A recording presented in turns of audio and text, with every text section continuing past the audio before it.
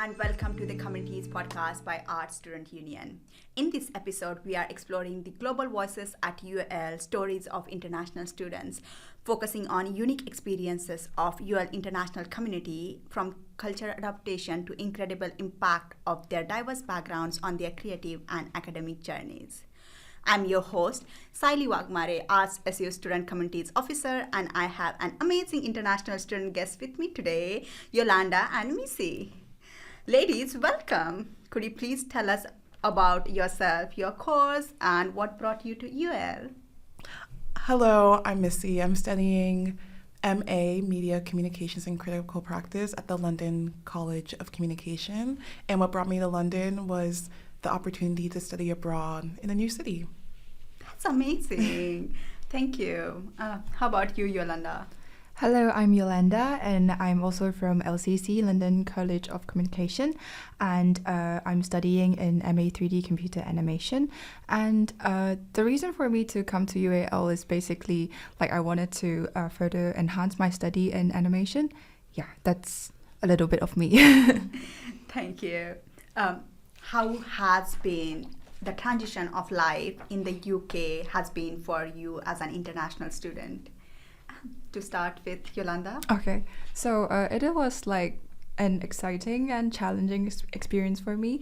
So because it's a completely different country for me comparing to my home country. So I feel like it's a very exciting experience for me to explore the different cultures, the different cuisines you have in UK, and also meeting new people. They're completely different personalities with me and also with my friends in Hong Kong. So yeah, it's very different for me. So on the other hand, I try to adapt to different cultural differences as well. I feel one of the funny things that I've experienced in UK is that the UK people often have a very good work-life balance. After the office hour, you can't find the teachers anymore, which I seldom experience in Hong Kong. The teachers are always fully very tense in their work. They're working even in office hours. So I was where are my teachers after the class? Yeah, so I have to do some self-studies afterwards instead of looking for the teachers or reaching out to them. Yeah, That's very interesting. How about you, Missy? It's been pretty easy for me. I'm from the US, so it's very similar with, Western countries, English speaking country. So my transition, I felt it was very, I don't want to say seamless necessarily, but I do have family who live in the UK, so I've been here a handful of times over the years. I studied abroad in Manchester. It was in 2020 though, so I was sent home promptly, but it was still nice to live in the UK for around 6 weeks. So coming here for my postgraduate studies, it doesn't feel as intimidating or scary as it may feel for other international students, but yeah, I don't know. I feel I adapted pretty quick to the differences here. Thank you. For you guys, if you want to share what strategies helped you to adopt this culture or new environment, both inside and outside the UAL?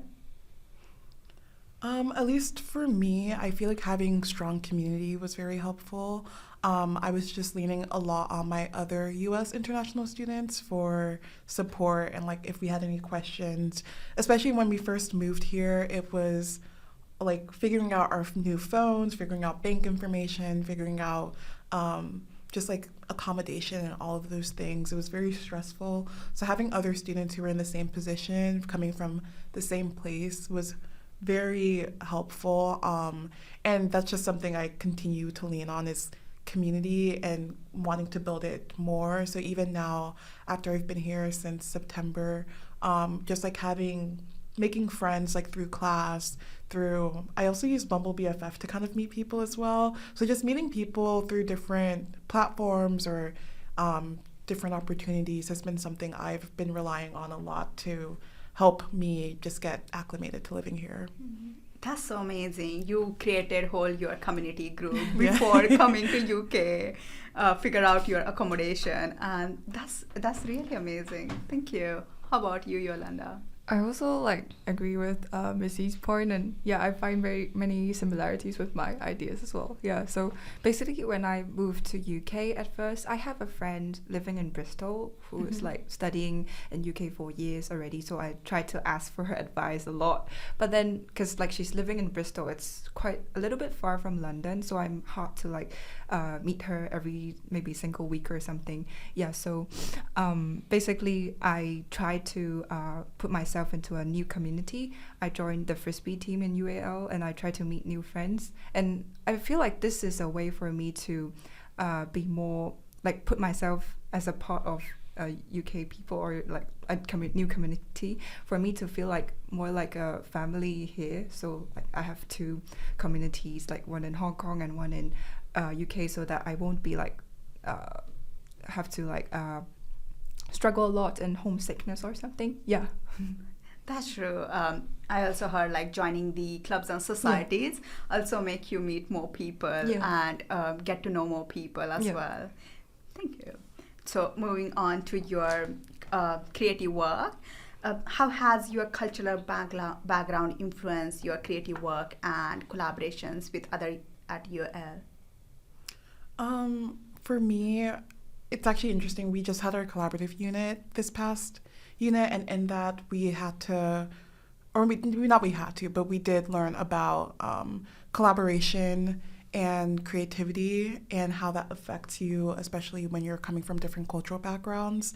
And so it just made me sit with a lot of how I interact with people within group work, especially as an American. And what I found is that a lot of people from individual cultures tend to value individual participation and ideas that are, given to the group versus in the theory I was reading, it was like collectivist cultures tend to be more reserved, more kind of go with the flow and just kind of going along with the group rather than trying to like disrupt any ideas or challenge things. And so I feel like my cultural background, it influenced how I've worked with other students and how I've collaborated at UAL by making me realize that like the way that I have grown up collaborating with people and doing group work is not necessarily the way that other people have grown up with it.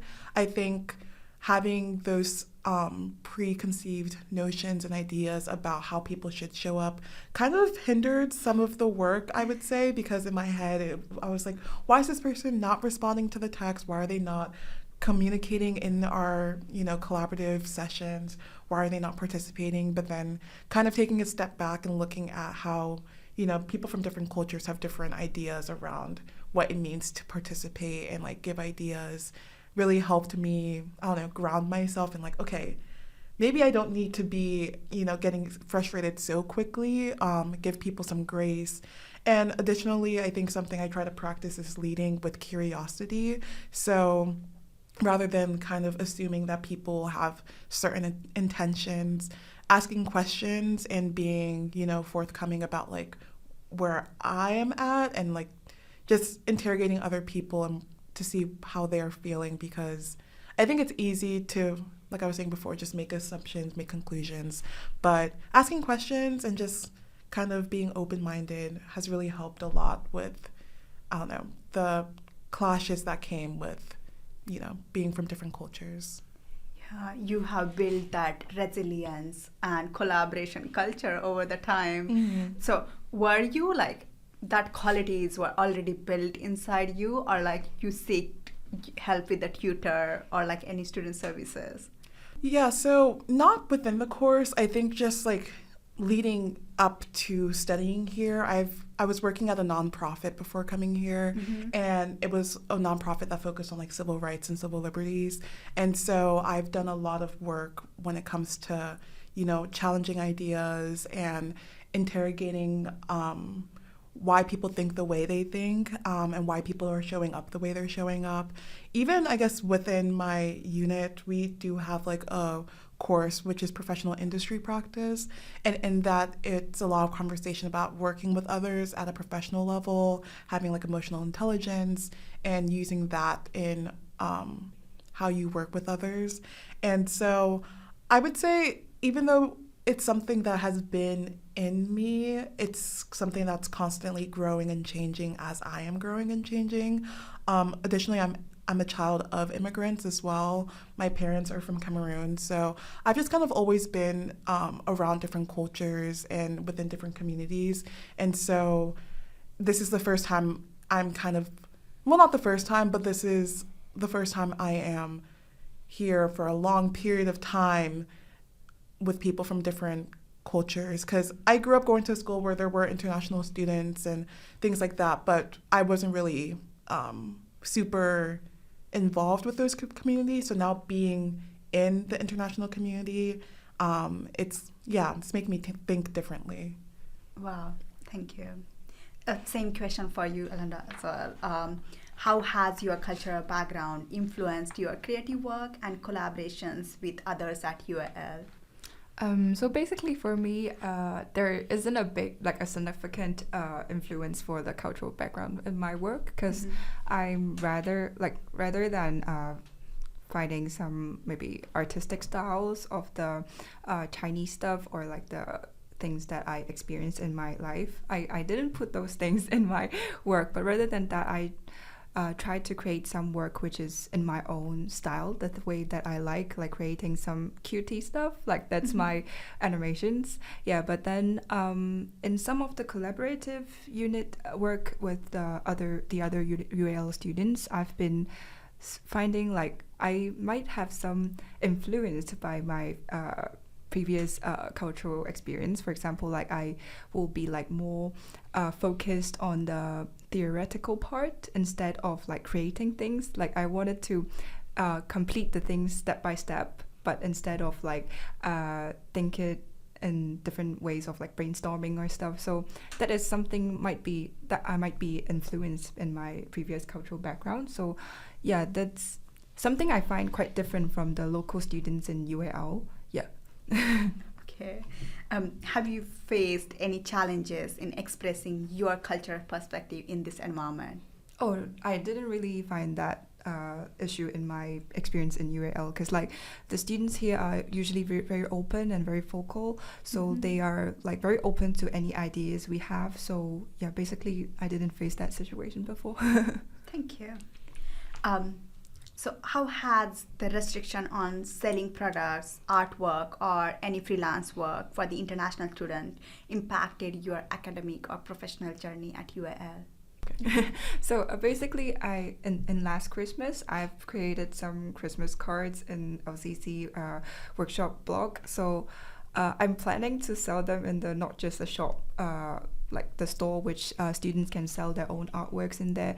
But then when I read the regulations in the website, it stated that students with Tier 4 visa, which is our international student visa, is not allowed to sell any artworks there. And it's so sad for me. But then, that's one kind of restriction we had as an international student. But then I tried to find some other ways to like exhibit my work, maybe because like I'm in the final year right now, and we have like a few opportunities to exhibit our works in the all over UAL. So we have the chance to apply for different exhibitions right now. Yeah, there's like a few options. Thank you. How about you? How it has been implied or impacted your academic or professional journey?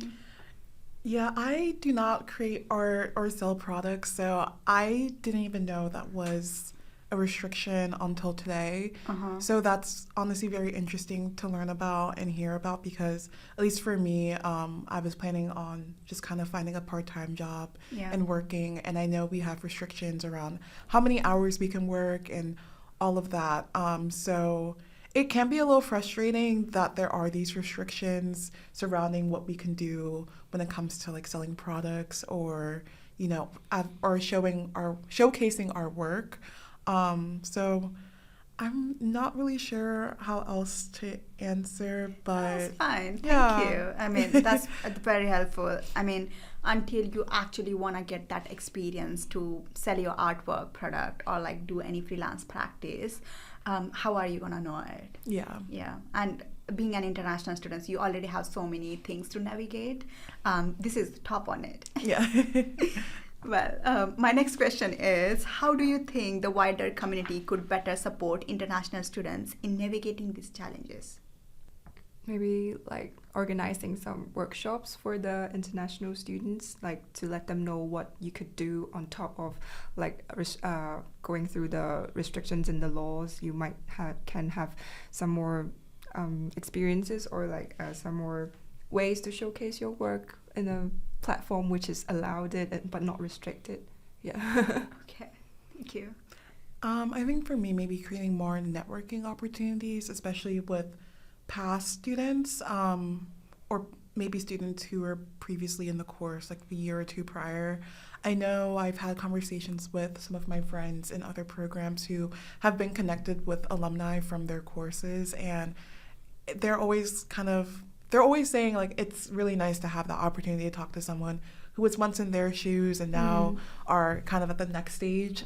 And so I think having more opportunities to talk to people who were previously in my program and who are now like working, or other international students who are in a similar place as me, that would be helpful. Like, just, I think kind of my theme for probably a lot of this conversation would be community, just because having that community of people who have been through the same things as you is really important, and just having an understanding of that would be nice, and like how other people have navigated these challenges.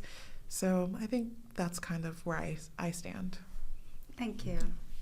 So, at the last, in one word, how would you describe your experience at UAL?